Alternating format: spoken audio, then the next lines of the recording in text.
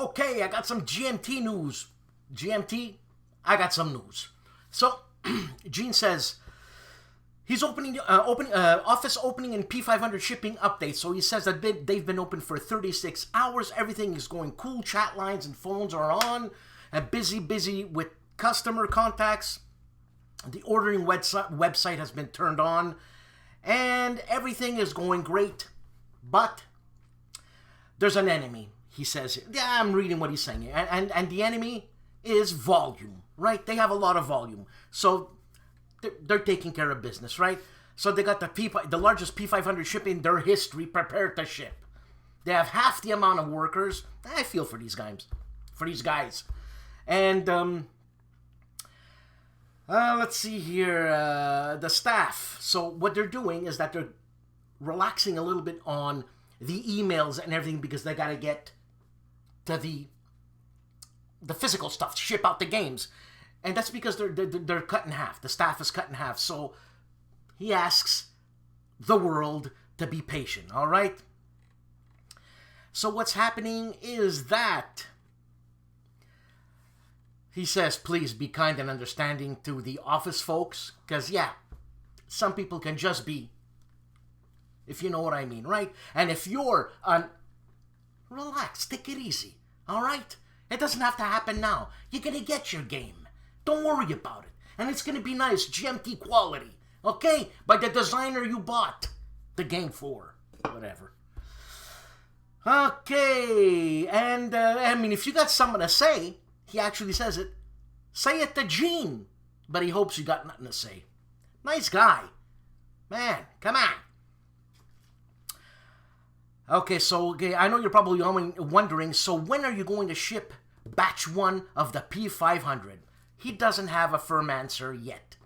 He needs to see how it goes on the prep side for the next couple of days.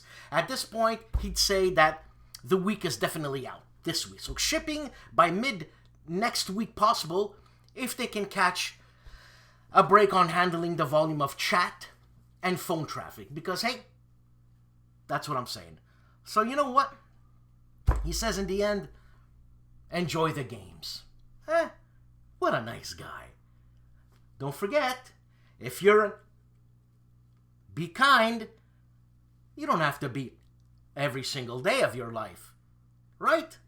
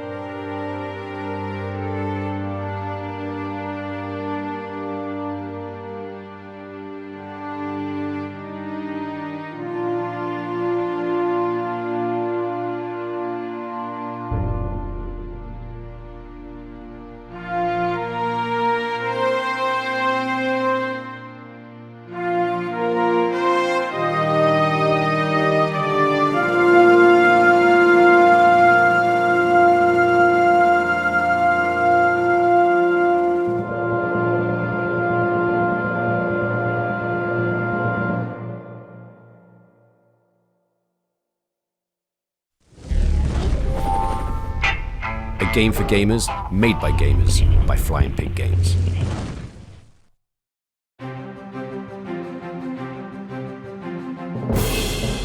Lifeline Dice Games and Desert Eagles, Air Battles Above Israel, 1948.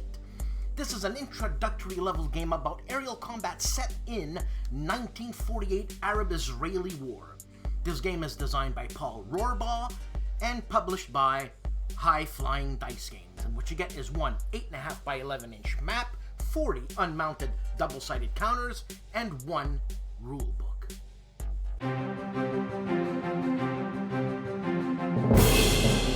Legion Wargames and Libertadores del Sur. This is a South American War of Independence game. Series Volume 1, designed by Keith Hafner and Matt Shirley. Libertadores del Sur is a two-player military simulation war game of the southern theater of the Latin American Wars for Independence. And what you got with this game is one 22 by 34-inch map, 156 counters, two 24 card decks, one each per player, a 12-page color rulebook, several player aids, and 3 scenarios. Map scale is point-to-point, unit size is battalions and batteries, time scale is 1 year per turn. This is a 1 to 2 player game, complexity is medium, solitaire suitability is medium-high. Compass Games and the Paper War subscriptions.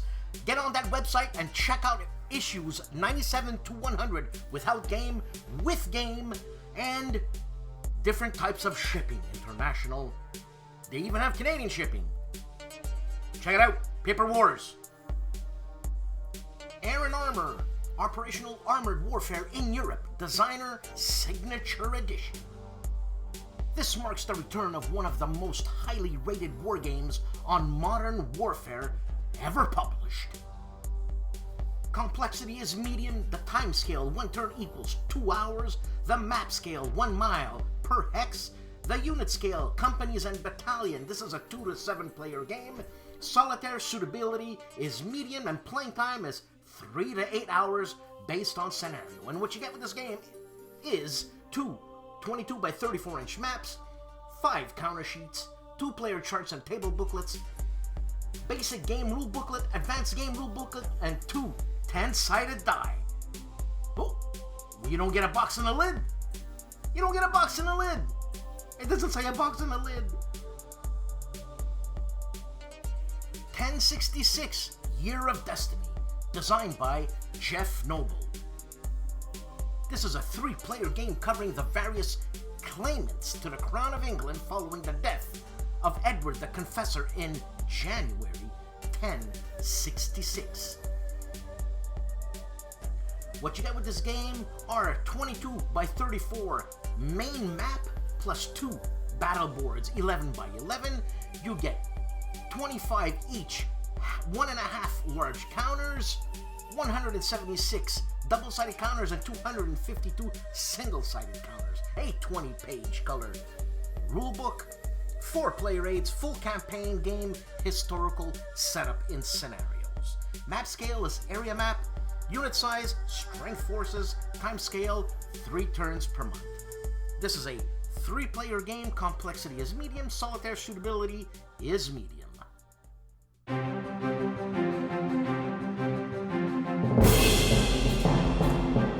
Whiskey Charlie was live with the one, the only, STUKAJOE. Riccardo Mazzini and vlog special from Per Gioco to Io Gioco. Game magazines and wargaming in Italy. This is an episode in English, and he continues the conversation that we had together with Fred Serval of Homo Ludens on an In Conversation episode we had a couple of weeks ago. The Chief and Judd Vance hand tag light in the year 2000, the top 5 war games. Mauro Faina has a special War and Warriors with war games. The man famously known as Calandale, Enrico Viglino, plays Marching Through Georgia with a review after a couple of videos. This is a game by Gary Selkirk and published by Clash of Armed Games. ARDWULF of ARDWULF'S LAIR has a couple of projects out. One being the great campaigns of the American Civil War, the Battle Above the Clouds, the Chickamauga campaign, and he's unboxing La Patrie en Danger, the Library of Napoleonic Battles.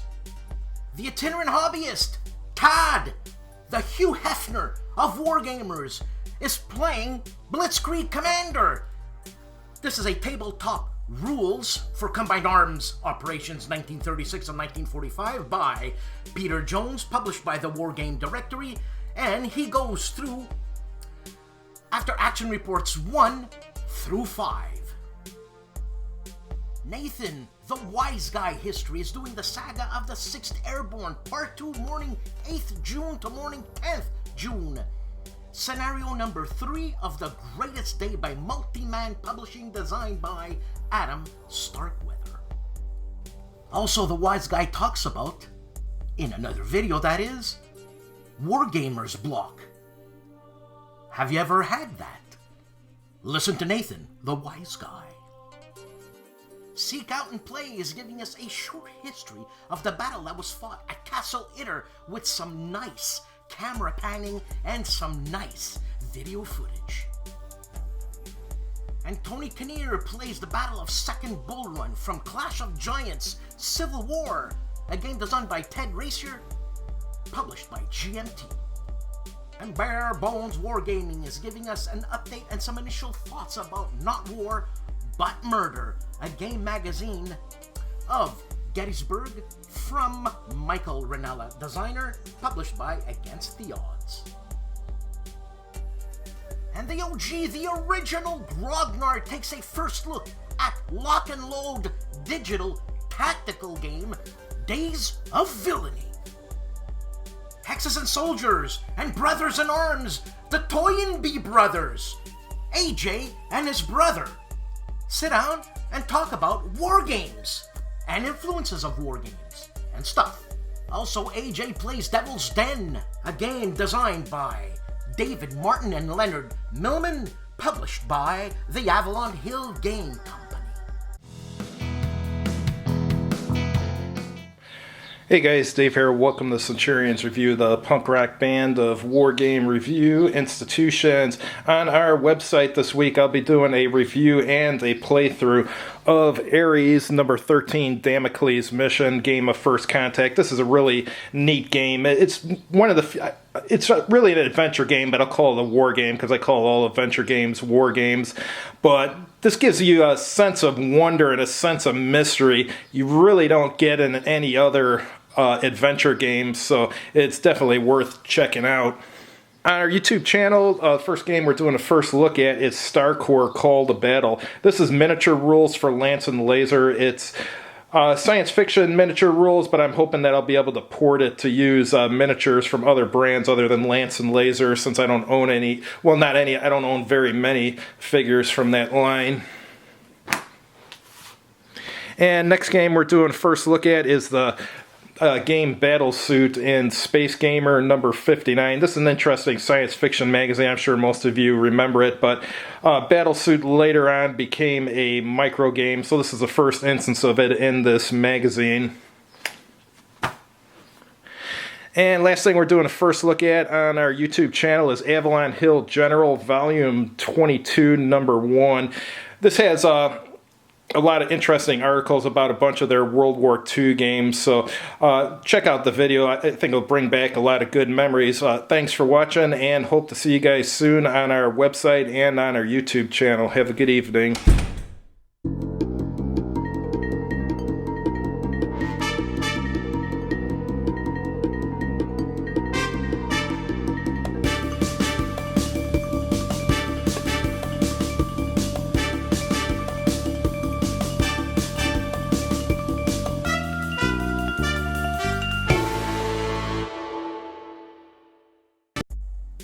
Robert Carroll, also known as Nap16 on BGG and a supporter of No Enemies Here, has a thread called Top 10 Movie Battle Scenes and the Games to Play Along With.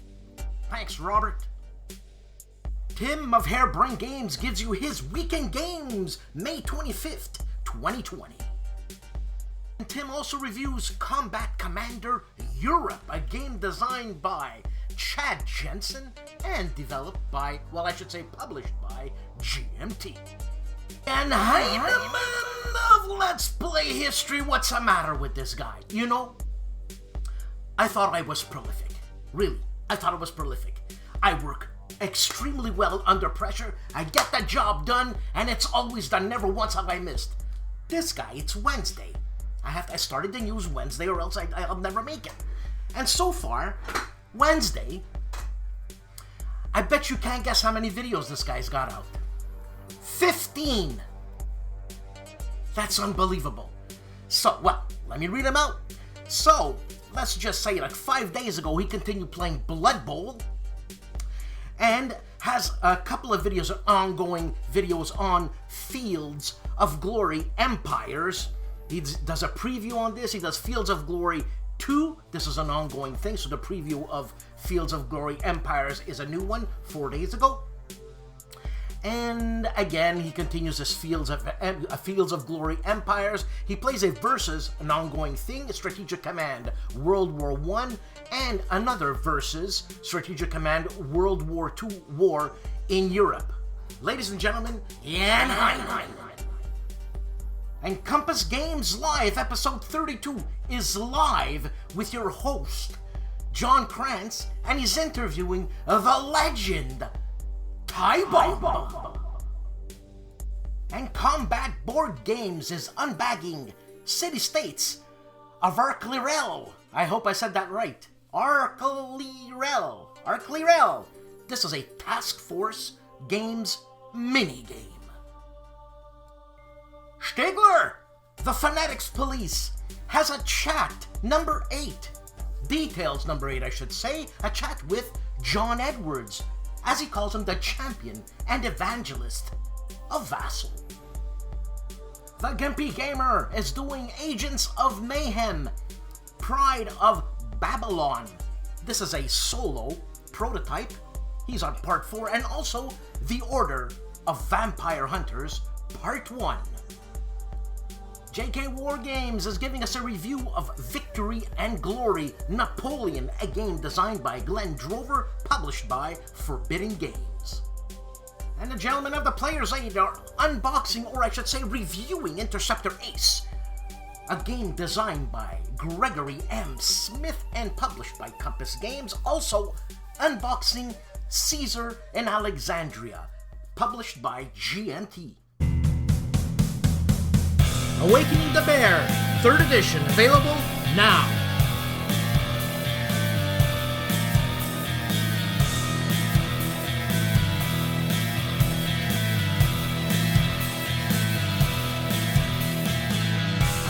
Stones of Steel, 3rd edition, available now.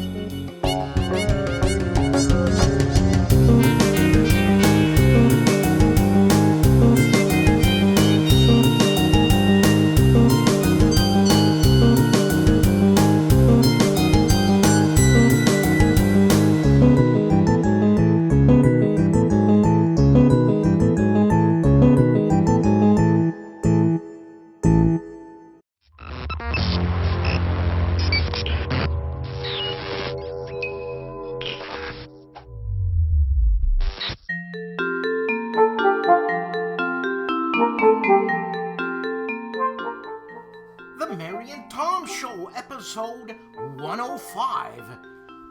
Here they talk about a Table Battles, Dino Table Battles update, the June releases, and also Mary gets Tom some water. Dynasty, Russelloid and Hollanders and Richard Egyptian game, price points, I should say, and components.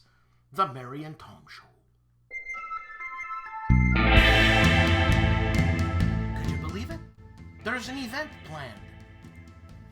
Compass Expo 2020, November 5th to 9th, 2020 at Comfort Inn and Suite in Meriden, Connecticut, where you'll have Monster Games on Opening Gaming.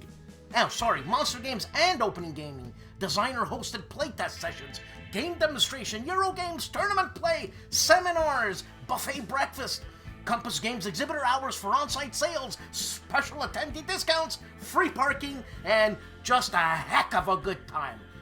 It's great to have an expo or a con back. Another week, another show, and what a heck of a week it is. I hope it doesn't happen again. Guys, thanks for watching. Please subscribe, like the show. If you don't like it, give me a break. What'd I do to you? And if you are so inclined, please help the show grow. Support me. Us. Thank you very much. And I'll see you next week. Bye.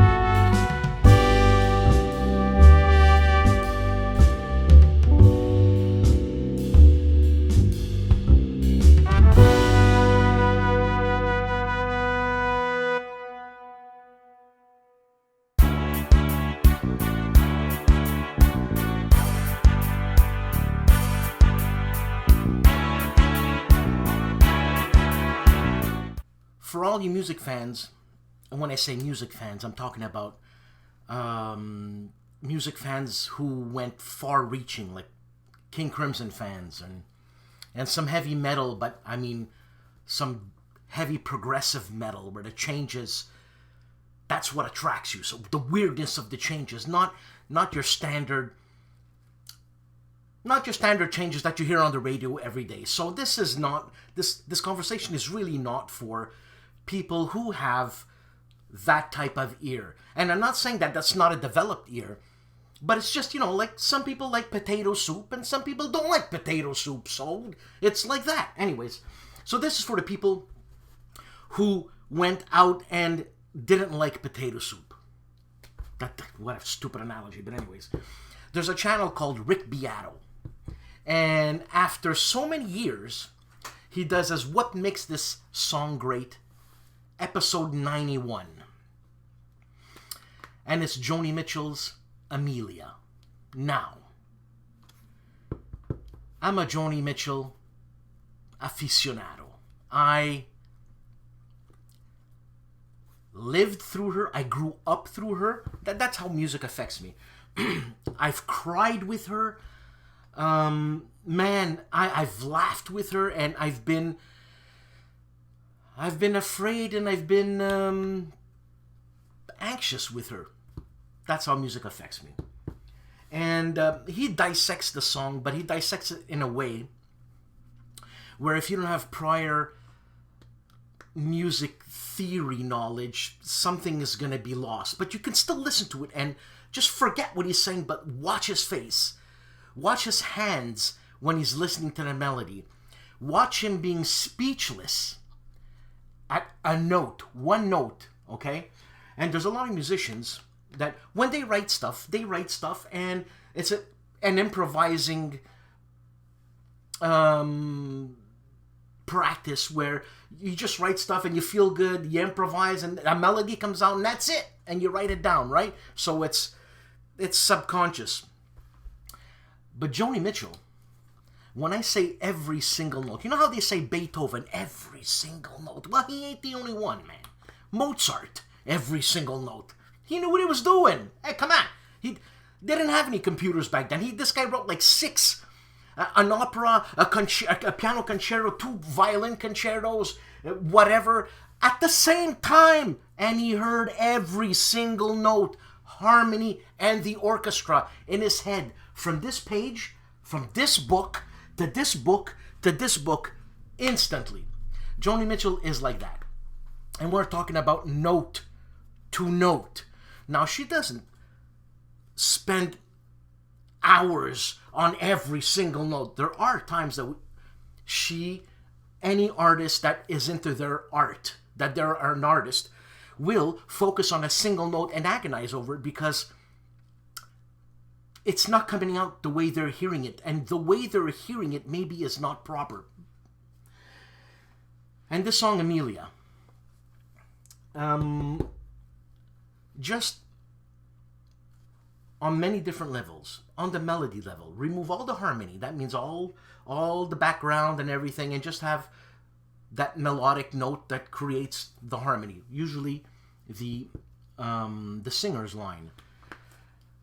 That is so jazz and pure genius.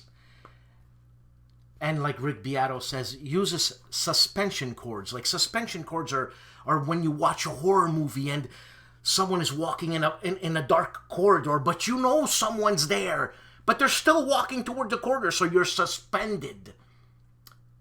And then that person turns around, and either the monster's there, it's been resolved, so your suspension is gone and it's been resolved, or nobody's there. But there's a suspended resolution. See what I'm saying? That's that note to that note to that note. I hear it, man. I've been trained for that, okay? And when I hear it, when I say it, I'm talking about something that's different, and underneath the harmony carries it a certain way that I don't expect. And it's not even dissonant, meaning there's no scratchiness, there's no rubbing, but there is. But her way of extending the chords on the scale doesn't make it so. It just opens it up, and it's like a breath, not a breath of fresh air, a breath, because she can take you to very dark places or very happy places, whatever breath she wants to give you, and that's what she wants, you're gonna have, because she knows exactly what emotion to bring forth. And that's not even her lyrics, man. She's a poet. So check out Rick Beato, What Makes This Song Great, episode 91, and watch the guy, okay? Because I know what he's saying. And even then, sometimes I don't know, because I never studied jazz theory. But I understand, like, the flat 9s, the flat 12s, or flat 2 and flat 4. These are all suspensions. And I just don't want to get technical. I'm just saying that I'm a huge fan, and I'm still a huge fan And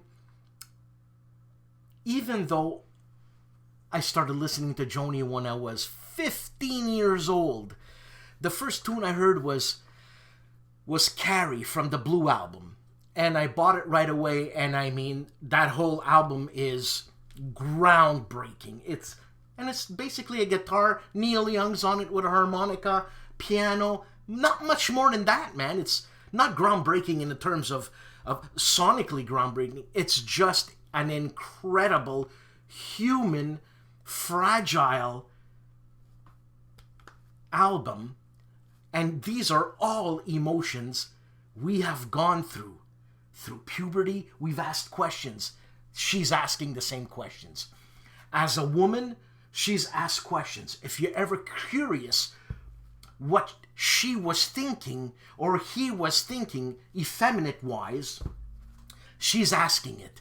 I mean, I learned how to be androgynous through her. Like, this was insane. So I became at 15 years old much more sensitive. But anyways,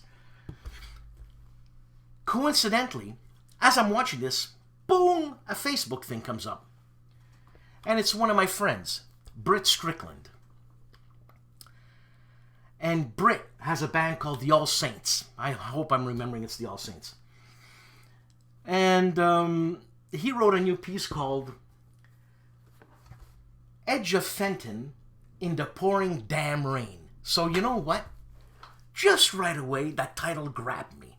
Edge of Fenton in the Pouring Damn Rain. So he ain't happy. Okay, he's not miserable, but it's like, oh my God, again. I suggest you go check it out on Facebook. Britt Strickland, Edge of Fenton in the Pouring Damn Rain. Now, the first 3 notes are country notes. You think he's going Hank Williams. And then he just brings you to like I don't know if you know the band Elbow, but this was I think it was pre-Radiohead. But there's that feeling that happens. It's like, oh my God. And it's a drastic change from that country to wherever you're gonna go. But where I went...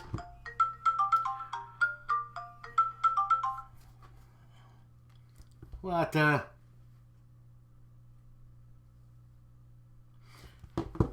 But wherever I went, it was foggy, and it was damp, and it was humid, and I just wanted to get home.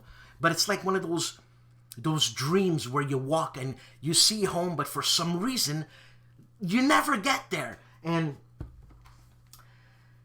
you know, when I was blown away. I don't want to continue and analyze this piece, and there's no reason for me to analyze it. I'm analyzing myself through the piece, which is an incredible achievement for an artist to do, because it spoke to me instantly. It'll not speak to you, to everybody, the same way it'll speak to me. Obviously not. But whoever it speaks to, you're going on a trip, man. Britt Strickland, Edge of Fenton in the Pouring Damn Rain.